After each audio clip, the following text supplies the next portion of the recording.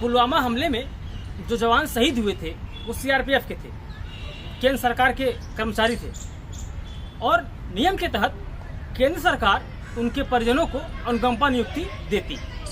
तो केंद्र सरकार ने नियुक्ति क्यों नहीं दी, ये आज तक प्रश्न है। ये सवाल भारत सरकार से पूछा जाना चाहिए कि आपने पुलवामा के शहीद जो परिजन हैं उनको अनुकंपा नियुक्ति क्यों नहीं दी। लेकिन यदि राज्य सरकार ने वादा किया, यदि राज्य सरकार ने उस वक्त वादा किया हो कि हम शहीदों के परिजनों को अनुकंपा नियुक्ति देंगे, तो राजस्थान सरकार ने अभी तक नियुक्ति क्यों नहीं दी, ये भी एक बड़ा प्रश्न है। तो अब प्रश्न यह है कि अनुकंपा नियुक्ति दी क्यों जाती है और मिलती किसे। अनुकंपा नियुक्ति का जो उद्देश्य है, होल एंड सोल मोटो जो है, वो ये है कि जो केंद्र सरकार का या राज्य सरकार का जो कर्मचारी था उसके परिजन, उनकी आर्थिक स्थिति बिगड़े ना, उनकी जीविका चलती रहे, इसलिए एक नौकरी उन्हें दी जाती है ताकि उनका जीवन यापन होता रहे। इसका मुख्य उद्देश्य यही है। तो अगला प्रश्न ये है कि नौकरी मिलती किसे है। देखिए, भारत सरकार ने कुछ नियम बना रखे हैं और उसी नियम के तहत ये नौकरियां दी जाती हैं, जिसमें जो व्यक्ति केंद्र सरकार का स्टाफ रहा हो या नौकरी के दौरान उसकी मृत्यु हो जाती है या किसी गंभीर बीमारी से वो पीड़ित हो और दोबारा से नौकरी ज्वाइन करने की स्थिति में ना हो, उसने बीआरएस लेना पड़ा हो ज़बरदस्ती, मतलब कि इच्छा के विरुद्ध, अगर कोई मेडिकल इशू हो जाता है तो इच्छा के विरुद्ध बीआरएस लेना पड़ता है। तो ऐसे मामलों में भारत सरकार उसके निकट संबंधी परिजन को एक नौकरी देती है।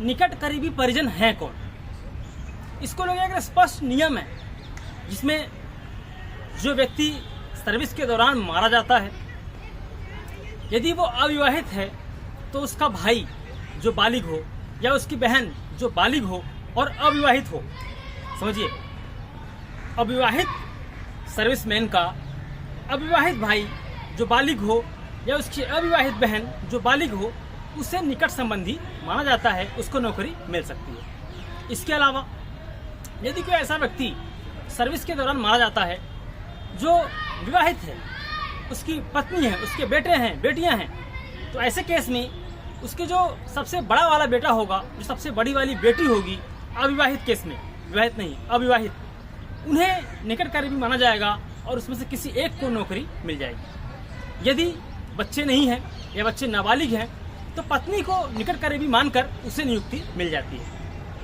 राजस्थान वाले केस में क्या है, राजस्थान वाले केस में जो शहीद की पत्नी है या उसके जो परिजन हैं वो अपने लिए नौकरी नहीं मांग रहे हैं, ध्यान रखिए, वो नौकरी मांग रहे हैं अपने देवर के लिए। और नियम के मुताबिक देवर के लिए नौकरी का कोई प्रावधान नहीं है, क्योंकि शहीद की पत्नी ने देवर से शादी कर ली है। राजस्थान में टर्म है चूड़ा पहन लिया, मुझे इसका ठीक मतलब समझ नहीं पाया मैं, लेकिन जो लोग समझते हैं मुझे बताएंगे कि मैंने उस शहीद के परिजन की या पत्नी की बाइट सुनी थी, उसका बयान सुना था, उसने कहा कि हमने अपने देवर के नाम का चूड़ा पहन लिया है और इसलिए हम चाहते हैं कि जो हमारे हिस्से की नौकरी है वो उन्हें दे दी जाए। और ये नियम के विरुद्ध है, नौकरी नहीं दी जा सकती।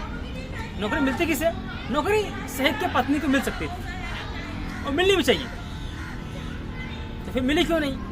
मिली इसलिए नहीं क्योंकि अशोक गहलोत ने कहा कि हम शहीद के बच्चों के साथ अन्याय नहीं कर सकते, क्योंकि शहीद का एक बच्चा भी है और जब ये बच्चा बड़ा होगा, जब ये हमसे पूछेगा तो हम क्या जवाब देंगे। वो कह रहे हैं कि जब ये बच्चा 18 साल का हो जाएगा हम उसको नौकरी देंगे, लेकिन इस हालत में, अभी की स्थिति में हम उसके देवर को नौकरी नहीं दे सकते, ये नियम के विरुद्ध है। लेकिन यहाँ पर एक बात और है, इतना राजनीतिक बखेड़ा हुआ, इतना बवाल हुआ, इतना हंगामा हुआ, अशोक गहलोत जी को विचार करना चाहिए था, यार एक नौकरी अगर आप दे देते तो क्या हो जाता।